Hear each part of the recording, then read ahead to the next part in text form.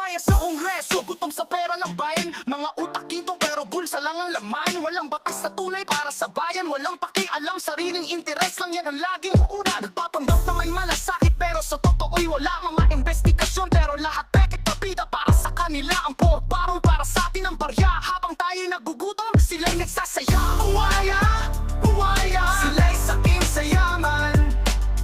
Buwaya, buwaya, ang pera ng bayan kinakamgam. Invest na tumulong, politika ang galawan.